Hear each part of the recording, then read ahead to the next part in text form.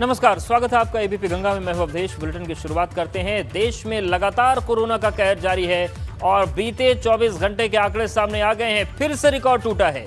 3,79,257 नए कोरोना के मामले बीते 24 घंटे में आए हैं। तो कल 3,60,000 था, लेकिन आज ये आंकड़ा बढ़कर 3,79,000 हो गया है। 3645 कोरोना संक्रमितों ने 24 घंटे में दम तोड़ा है और 2,69,507 संक्रमितों ने कोरोना को मात दी है। तो ये इस वक्त की बड़ी खबर। देश में लगातार कोरोना का कहर जारी है और बीते 24 घंटे में 3,79,257 नए केस सामने आए हैं। 3645 कोरोना संक्रमितों ने 24 घंटे में दम तोड़ा है और 2,69,507 संक्रमितों ने कोरोना को मात दी है। तो बीते 24 घंटे में 3,79,257 नए केस आए हैं। मौतें 3645 लोगों को हुई है। तो मौत का आंकड़ा भी लगातार बढ़ रहा है। कल 3200 लोगों की मौत हुई थी लगभग, आज 3645 से मौत का आंकड़ा पहुंच गया है। बीते 24 घंटे में अगर हम बात करें तो 2,69,507 लोग डिस्चार्ज हुए हैं और 3645 लोगों की कोरोना संक्रमण की वजह से मौत हो गई।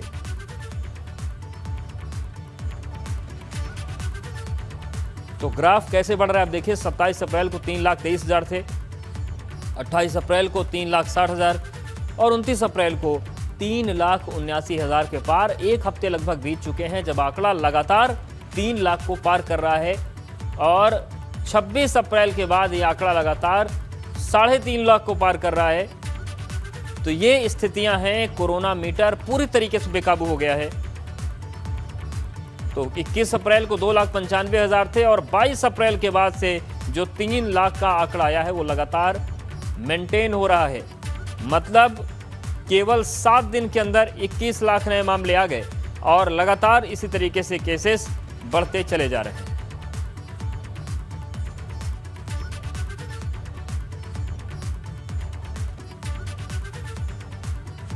तो देश में कोरोना का हाल क्या है देखिए। बीते 24 घंटे में जो डिस्चार्ज मरीज हैं 2,69,507 हैं। 3645 मरीजों की कोरोना संक्रमण के चलते मौत हो गई।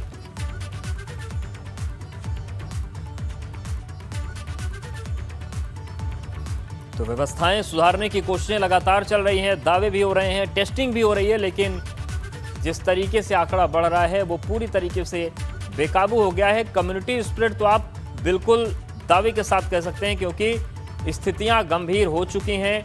इतनी गंभीर हो चुकी हैं कि स्वास्थ्य सेवाएं पस्त हैं, व्यवस्था ध्वस्त है, न ऑक्सीजन मिल रहा है, न दवाइयां मिल रही हैं। मिल रहे हैं तो सिर्फ दावे।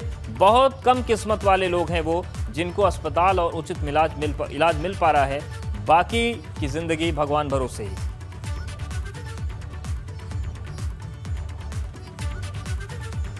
तो 26 अप्रैल को 3,52,000 मामले सामने आए थे। 25 अप्रैल को आंकड़ा 3,49,000 था। 24 अप्रैल को 3,46,000 केस सामने आए थे और लगातार कोरोना का ग्राफ बढ़ता चला जा रहा है।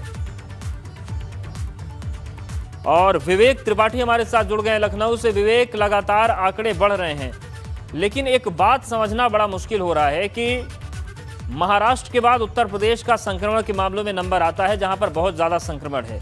देश में आंकड़े रिकॉर्ड तोड़ रहे हैं, यूपी में आंकड़े घट रहे हैं। ऐसा क्या हो गया? दिखता तो नहीं कुछ ऐसा जमीन पर बहुत ज्यादा हो गया। जी बिल्कुल अवधेश, यूपी में आंकड़े लगातार पिछले 5 दिनों से घट रहे हैं और अब ये स्थिति आ गई है कि पिछले 22-24 दिन के दौरान 4,000 से भी नीचे आंकड़ा आ गया है। जो आंकड़ा 5,000, 5,500 और 6,000 तक पहुंच गया था, वो 4,000 से भी नीचे आ गया है। अब डेली जो मरीज आ रहे हैं, जो संक्रमितों की संख्या आ रही है रोज, वो 4,000 से कम आ रही है। इसका मतलब साफ है कि आंकड़ेबाजी कर रही है जो अधिकारी हैं, वो आंकड़ेबाजी का खेल खेलने लगे हैं। खेल शुरू हो गया है। जैसा कि नीति आयोग के जो सदस्य हैं उन्होंने आशंका जताई थी, एक अनुमान लगाया था कि यूपी में 30 अप्रैल तक 1 लाख के आसपास संख्या पहुंच जाएगी। ये बहुत बड़ा जो वर्तमान संख्या है उससे 4 गुना संख्या लगभग थी। वो 1,19,000 मरीज रोज आएंगे ऐसा उन्होंने कहा था और उसके हिसाब से जो वेंटिलेटर हैं, ऑक्सीजन बेड है, उसके हिसाब से व्यवस्थाएं करनी पड़ेंगी। रोज 1,500 वेंटिलेटर की कमी होगी ऐसा उन्होंने कहा था। तो ये सब सारी चीज़ें कहीं ना कहीं ये इशारा कर रही हैं कि स्थितियां बिगड़ने वाली हैं और ज़मीन पर हालात हम अपने चैनल एबीपी गंगा के माध्यम से सारे दर्शकों को दिखा रहे हैं कि ज़मीन पे हालात कितने ख़राब हैं। ऑक्सीजन की कमी है अस्पतालों में और लोग मर रहे हैं ऑक्सीजन से। दवाएं नहीं मिल रही हैं, वेंटिलेटर नहीं मिल रहे हैं, इसके बाद भी आंकड़ों में कमी दिखाना, ये पूरा अधिकारियों का खेल है। जो नीति बनाते हैं यहाँ पर, जो नीति निर्देशक हैं, नीति नियंता हैं, ये उनका रचा हुआ खेल है। जिस तरह से आंकड़े लगातार नीचे आ रहे हैं, देश में आंकड़े बढ़ रहे हैं, लेकिन प्रदेश में आंकड़ों की संख्या में कमी आ रही है, मौतों की संख्या में भी कमी आ रही है। हम अभी आपको बताएं कि थोड़ी देर पहले एक अस्पताल में हंगामा हुआ है, बवाल हुआ है। वहां पर कल रात को 8 मरीजों की ऑक्सीजन की कमी से मौत हुई है। इसको लेकर पुलिस और जो स्थानीय प्रशासन है, यहाँ का जो लोकल इंटेलिजेंस यूनिट है, वो सब जांच कर रहे हैं कि आखिर क्या सच्चाई है इसमें। और ऐसे ऐसे उसके वीडियो सोशल मीडिया पे वायरल हो गए हैं कि शर्म आ जाए आपको। उनके वीडियो में जो बातें हो रही हैं सरकार के बारे में, लोग कह रहे हैं, वो सुन के शर्म आ जाएगी। लेकिन सरकार ये मानने को तैयार नहीं है कि कोरोना संक्रमण यहाँ पर कंट्रोल में है, नियंत्रित है। अच्छा, बिल्कुल। सरकार कह रही है कि नहीं, सारी चीज है, हालात जिन अधिकारियों को व्यवस्था को संभालना है, वो जब दिन भर आंकड़ेबाजी के खेल में फंसे रहेंगे तो वो जनता को बचाएंगे भी कैसे? उन्हें तो अपनी नौकरी बचानी है, उन्हें सीएम की नजरों में अच्छा बनना है, उन्हें अपने करियर के आगे प्रमोशन के रास्ते तय करने हैं। तो दिन भर आंकड़े बनाते हैं और जनता का आंकड़ा बढ़ता जाता है मौत का। बिल्कुल सही कह रहे हैं अवधेश, ये अधिकारियों की नौकरी चलाने की नीति है। गुडी गुडी इमेज सीएम के सामने अपनी अच्छी अच्छी इमेज बनाने के लिए उन्होंने आंकड़े कम करके दिखाना शुरू किया है। और ये खेल पिछले 4 दिन से लगातार, जिस तरह से आंकड़ों में लगातार कमी रही, 36,000 रोज यूपी में मामले आ रहे थे, आज 28-29,000 के आसपास मामले हैं। धीरे धीरे आंकड़े कमी की जा रही है, मौतों की संख्या में भी कमी की जा रही है। सारा खेल इसी वजह से है कि लोगों में जो वस्तु स्थिति है, जो लोग देख रहे हैं, जो तड़प रहे हैं, भटक रहे हैं, अस्पतालों के बेड के लिए मारामारी हो रही है, ऑक्सीजन के एक सिलेंडर के लिए यहाँ पर जितने भी प्लांट हैं वहाँ भीड़ लगी हुई है। कई हॉस्पिटल बंद हो गए हैं सिर्फ इसी वजह से। कोविड डेडिकेटेड हॉस्पिटल जो लिए गए थे उनको बंद कर दिया गया क्योंकि वहाँ पर ऑक्सीजन नहीं है। जो अस्पताल संचालक है वो देख रहे हैं कि हमारा मरीज मर रहा है, जो जिसको भर्ती किया है उसकी मौत निश्चित है और मरने वाला है, कुछ देर में मर जाएगा। तो ऐसी स्थिति में वो क्या करेगा? ये स्थितियां हैं, लेकिन सरकार मानने को तैयार नहीं है। अधिकारी इन बातों को नजरअंदाज कर रहे हैं, छिपा रहे हैं। अगर कोई ये मुद्दा उठाता है, सोशल मीडिया पे कोई ट्वीट करता है, फेसबुक पे कुछ लिखता है, तो उसके खिलाफ कार्रवाई हो रही है। उससे कहा जा रहा है कि आप पैनिक कर रहे हैं, आप भय फैला रहे हैं, आप अफवाह फैला रहे हैं। ये स्थितियां हैं। चूंकि कोविड जो मरीज की मौत होती है उसकी बॉडी का पोस्टमार्टम भी नहीं होता है, इसलिए बहुत सारी चीजें सामने नहीं आ पाती हैं कि क्या वास्तव में उसकी मौत कैसे हुई है। पोस्टमार्टम की प्रक्रिया अगर शुरू हो जाए तो सच सामने आ जाएगा। अभी डॉक्टर कहते हैं कि हार्ट अटैक से मौत हो गई, ऑक्सीजन की कमी से मौत कोई डॉक्टर मानने को तैयार ही नहीं है। बिल्कुल वो मानेंगे भी नहीं, लेकिन विवेक फिर सवाल ये उठता है, होना नहीं है तो टीम 11 की बैठक रोज होती है, अधिकारियों को सीएम निर्देश देते हैं, ब्रीफिंग होती है, क्या अधिकारी इस बात का फायदा उठा रहे हैं क्या? क्योंकि मुख्यमंत्री को कोरोना हुआ था, स्वास्थ्य थोड़ा सही होने में वक्त लगता है, ऐसे में उनका निकलना भी ठीक भी नहीं, क्योंकि 21 दिन के बाद तक थोड़ा ज्यादा सेंसिटिव रहते हैं, एडिशनल संक्रमण हो सकते हैं। मुख्यमंत्री दौरे नहीं कर रहे हैं इस समय, इसका फायदा उठा रहे हैं क्या अधिकारी? देखिए अवधेश, टीम 11 में जो लोग शामिल हैं वो बड़े अफसोस की बात है कि सबकी अपनी अलग अलग नीति है।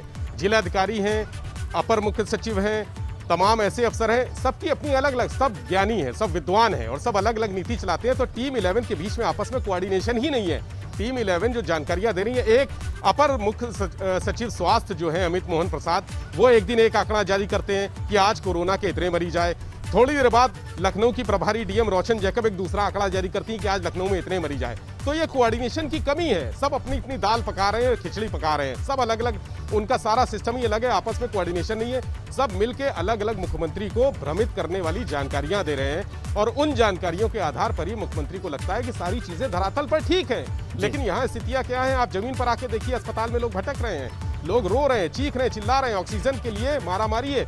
सोशल मीडिया पे लखनऊ छाया हुआ है, आप ट्रेंड कर रहा है। देखिए सोशल मीडिया पे ऑक्सीजन के लिए लोग मैसेज कर रही हैं, जिनके परिवारीजन यहाँ है, लखनऊ में है, दिल्ली में है, मुंबई में है, महाराष्ट्र में, विदेशों में है, वहां से ट्वीट बिल्कुल लोग परेशान हैं। और ऐसे में हैरान करता है ये सवाल कि आखिर इस महामारी के दौर में मौत के आंकड़ों में खेल करके इन अधिकारियों को रात को नींद कैसे आ जाती है? जमीर मर चुका है या जमीर इनके अंदर था ही नहीं? ये भी अपने बड़ा सवाल है। शुक्रिया विवेक आपका जानकारी के लिए, अपडेट्स के लिए। बदायूं का रुख करते हैं। राजकीय मेडिकल कॉलेज मेडिकल से कोरोना संक्रमित बंदी फरार हो गया। 2 पुलिसकर्मियों समेत फरार बंदी पर केस दर्ज किया गया है। ककराला के वार्ड 14 का रहने वाला है बंदी और तमंचा रखने के आरोप में इसे जेल भेजा गया था। सिविल लाइन थाने में मुकदमा दर्ज कर लिया गया है। तो बड़ी खबर बदायूं से है, जहां पर राजकीय मेडिकल से कोरोना संक्रमित बंदी फरार हो गया। 2 पुलिसकर्मियों समेत फरार बंदी पर मामला दर्ज कर लिया गया है, केस दर्ज कर लिया गया है। ककराला के वार्ड 14 का रहने वाला है बंदी। तमंचा रखने के आरोप में इसे जेल भेजा गया था।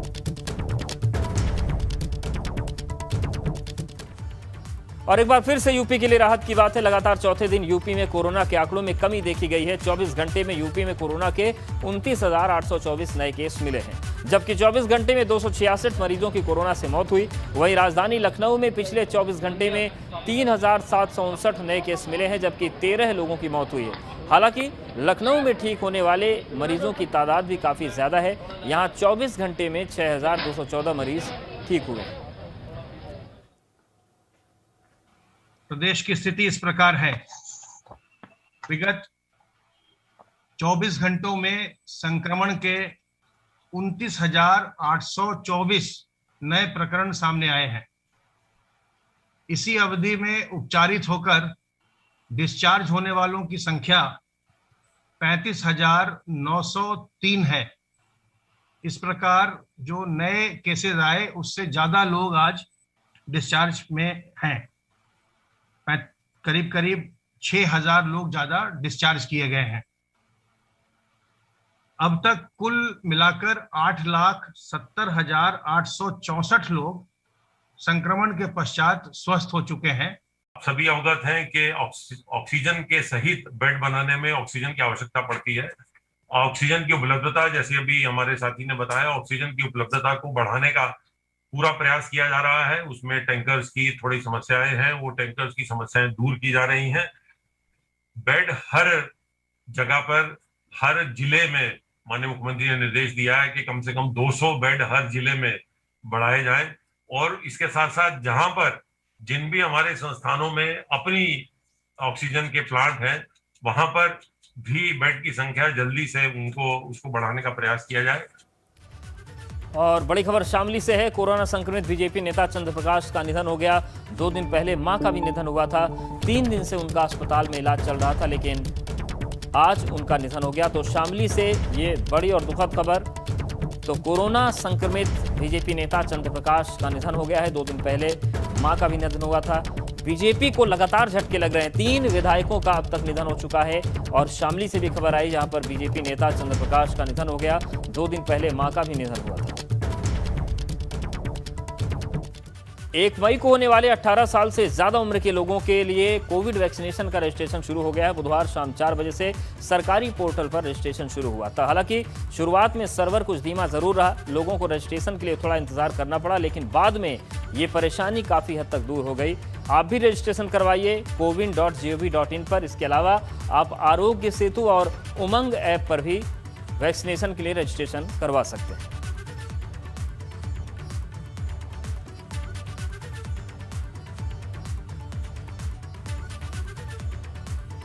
और कोरोना से बिगड़ते हालात को काबू में करने के लिए यूपी सरकार की नजर है। 1 मई से शुरू हो रहे 18 से 44 साल के लोगों के टीकाकरण पर अभियान है। इसके लिए बुधवार से रजिस्ट्रेशन शुरू हो गया है। वहीं सरकार ने भी कमर कस ली है। यूपी के 4 मंत्रियों की कमेटी बनाई गई है। वित्त मंत्री सुरेश खन्ना, स्वास्थ्य मंत्री जयप्रताप सिंह, औद्योगिक विकास मंत्री सतीश महाना और एमएसएमई मंत्री सिद्धार्थनाथ सिंह शामिल है। यूपी सरकार ने कोविशील्ड और कोवैक्सीन की 50-50 लाख डोज का ऑर्डर दिया है। वैक्सीन की कीमत को लेकर भी कंपनियों को चिट्ठी लिखी गई है और कंपनियों की तरफ से ऑर्डर की डिलीवरी की तारीख तय नहीं है। यूपी सरकार का आग्रह है कि दोनों कंपनियों से कि वो केंद्र बात करे और ये डिलीवरी जल्द मिल पाए। और बड़ी खबर अंबेडकर नगर से है। भीषण सड़क हादसे में सपा नेता सहित 2 की मौत हो गई। बेकाबू कार खंभे से टकरा गई। सपा नेता संजय राजभर और उनके सहयोगी की मौत हो गई। राजेश सुल्तानपुर थाना क्षेत्र के देवरिया बाजार में यह हादसा हुआ है। तो सड़क हादसे में सपा नेता सहित 2 लोगों की मौत हुई है। भीषण सड़क हादसा अंबेडकर नगर में हो गया, जहां पर सपा नेता संजय राजभर की गाड़ी खंभे से टकरा गई और उनके सहयोगी की भी इसमें मौत हुई है। राजेश सुल्तानपुर थाना क्षेत्र के देवरिया बाजार में यह हादसा हुआ है। कुशीनगर में पंचायत चुनाव में प्रशासन की बड़ी लापरवाही सामने आई है। क्षेत्र पंचायत के 4 प्रत्याशी मैदान में, लेकिन बैलेट पेपर पर 3 ही चुनाव चिन्ह थे। 4 की जगह सिर्फ 3 चुनाव चिन्ह देखकर लोग भड़क गए। बैलेट पेपर में गड़बड़ी के चलते मतदान रोक दिया गया। कस्या ब्लॉक के चकदैया गांव का ये पूरा मामला है। तो ये एक गड़बड़ी सामने आई है कुशीनगर से, जहां पर पंचायत चुनाव हो रहा था, लेकिन प्रशासन से बड़ी गलती हो गई। क्षेत्र पंचायत के 4 प्रत्याशी मैदान में है, लेकिन बैलेट पेपर पर 3 ही चुनाव चिन्ह थे। 4 की जगह सिर्फ 3 चुनाव चिन्ह का बैलेट देखकर लोग भड़क गए। और पंचायत चुनाव के चौथे चरण का मतदान जारी है। सभी 17 जिलों में सुबह 9 बजे तक 10.51% वोटिंग हुई है। सबसे ज्यादा गाजीपुर में 15% लोगों ने मतदान किया और सबसे कम अलीगढ़ में अभी तक 8% वोट पड़े हैं। कुशीनगर में 9.9, कौशाम्बी में 10.75% वोटिंग हुई है। बहराइच में 10.28, अंबेडकर नगर में 10.58% मतदान हुआ। वोटिंग के दौरान कई जगह कोविड नियमों की धज्जियां उड़ाई गई।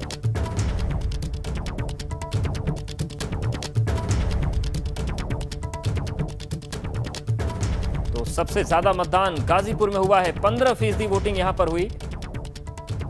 और अलीगढ़ में अब तक 8% मतदान हुआ है 9 बजे तक, 10.75%। कौशाम्बी में, सीतापुर में सुबह 9 बजे तक 10.41% वोटिंग हुई। हालांकि कई जगहों पर कोविड प्रोटोकॉल का पालन नहीं हो पा रहा है, लोग तो नहीं कर रहे, प्रशासन भी उसे लेकर गंभीर नजर नहीं आ रहा है।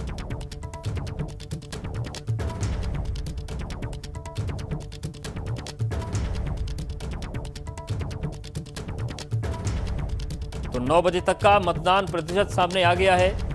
और सुबह 9 बजे तक की बात करें तो अब तक सबसे ज्यादा वोट गाजीपुर में पड़े हैं, 15%। सबसे कम मतदान अलीगढ़ में हुआ है, 8% वोट 9 बजे तक पड़े हैं।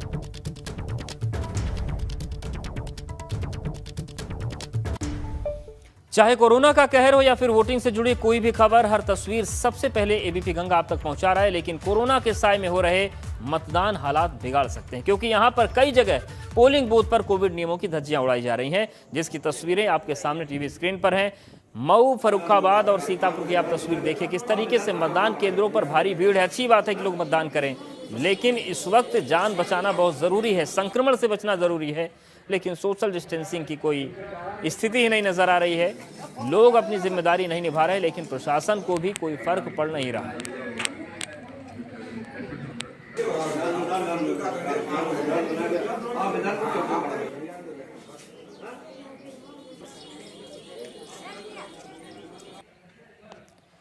और जमीन पर स्थितियां क्या हैं हम जानते हैं। संतोष हमारे साथ जुड़ गए हैं सोनभद्र से। संतोष, जो स्थितियां दिख रही हैं अन्य जिलों में कि कोविड गाइडलाइंस का कोई पालन नहीं है, क्या यही हालात सोनभद्र में भी हैं? जी मैं आपको बता दूं कि कोविड गाइडलाइन का यहाँ पे जनपद सोनभद्र के 2171 बूथ पे कहीं भी देखने को नहीं मिला। एक भी जगह पे ऐसा नहीं था कि जहाँ पे मतदाता अगर मत देने के लिए आ रहा है तो वहाँ पे गोल रिंग बनाया जाए, उससे 1 मीटर की दूरी बनाया जाए, 2 फीट की दूरी बनाई जाए। सिर्फ यहाँ पे सिर्फ मास्क लगा के लोग आ रहे हैं। बाहर गेट पर न उनका थर्मल स्कैनर किया जा रहा है, न इनको सैनिटाइजर का दिया जा रहा है। और ऐसे में भारी भीड़ उमड़ पड़ी है। और यहाँ पे मतदान की बात करें तो 9 बजे तक यहाँ पे 11% मतदान हो गया था और 10 बज रहे हैं, इसमें 16% मतदान जनपद सोनभद्र में हो चुके हैं। और सबसे बड़ी बात यहाँ पे है कि जो सोशल डिस्टेंसिंग और मतदान दोनों एक साथ यहाँ पे बेपरवाह जनता जिस तरह से मत देने के लिए आ रही है, उनका कोई खौफ नहीं है, सब कुछ भगवान भरोसे छोड़ दिया है। बिल्कुल। और संतोष, आप ये भी बता रहे थे कि जो सैनिटाइजर होता है, जो थर्मल स्क्रीनिंग की व्यवस्था होती है, वो चीज़ें भी नहीं की गई। कोई इस बारे में बताने को तैयार है कि आखिर सैनिटाइजर कहाँ चला गया, थर्मल स्क्रीनिंग मशीन कौन ले गया, या इनके नाम पर भी खेल हो गया?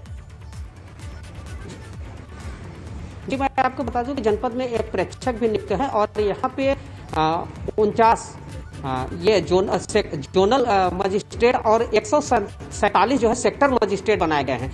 लेकिन यहाँ पे सड़क पे चाहे गांव में चाहे कहीं भी जहाँ भी बूथ है, वहाँ पे एक भी अधिकारी वहाँ पे भ्रमण करते हुए नहीं दिखा कि कहाँ पे किस तरह की दिक्कतें हैं। यहाँ पे जो सैनिटाइजर किट या कोविड किट की बात करें तो यहाँ पे लगभग 5500 किट यहाँ पे उपलब्ध कराए गए थे पंचायत चुनाव की तरफ से। लेकिन यहाँ पे कहीं भी सैनिटाइजर या किट का प्रयोग करते हुए कोई नहीं, उसके बाद भी कोई नजर नहीं आ रहा है। स्थितियां गंभीर कह सकते हैं कि दिक्कतें अपनी जगह हैं, लेकिन ये जो सेक्टर मजिस्ट्रेट, जोनल मजिस्ट्रेट बनाए गए, अपने आप में चलती फिरती दिक्कत है, जिनको व्यवस्थाओं की कोई परवाह नहीं है। शुक्रिया संतोष आपका जानकारी और अपडेट्स को देने के लिए। तो 17 जिलों में मतदान चल रहा है, लेकिन स्थितियां बहुत खराब हैं। कोरोना को लेकर कोई गंभीरता नहीं है। इस बुलेटिन में फिलहाल इतना।